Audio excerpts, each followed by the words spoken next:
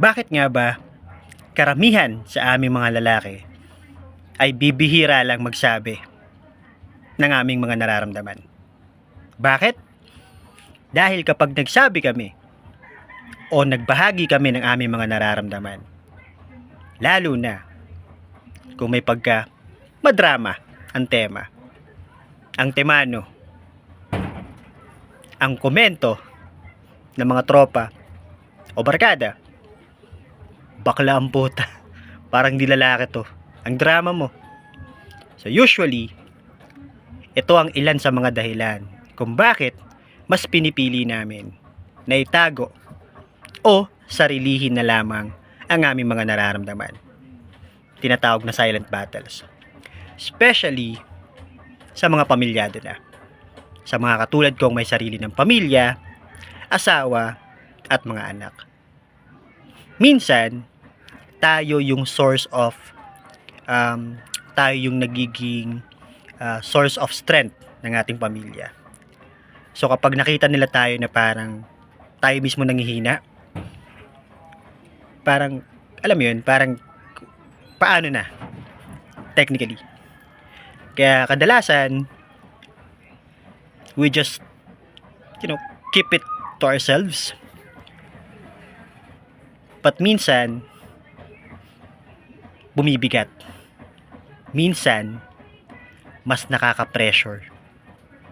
Kaya sa mga katulad ko, na tatay at asawa, I think hindi naman siguro masamang ipakita natin or sabihin natin yung mga nararamdaman natin.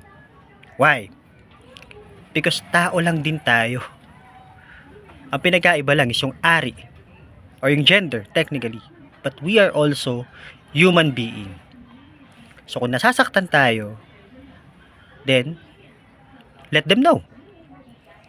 Kung kailangan natin umiyak for them to know na ito yung nararamdaman natin or ito yung kasalukuyang estado natin or yung estado ng emosyon natin, then go ahead.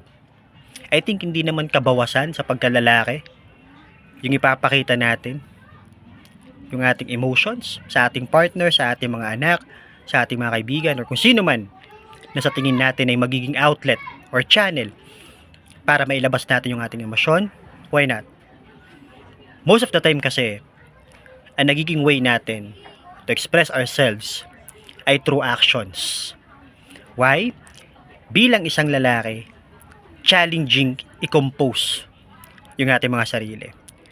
Challenging i-organize yung thoughts sa ating isipan. Kaya madalas, hindi natin alam kung paano sisimulan. Hindi natin alam kung paano yung atake to share our emotions. But in general, I think wala namang masama kung magiging open tayo sa ating pamilya, sa ating asawa, higit sa lahat, at sa ating mga anak. Dahil again, tao lang din tayo.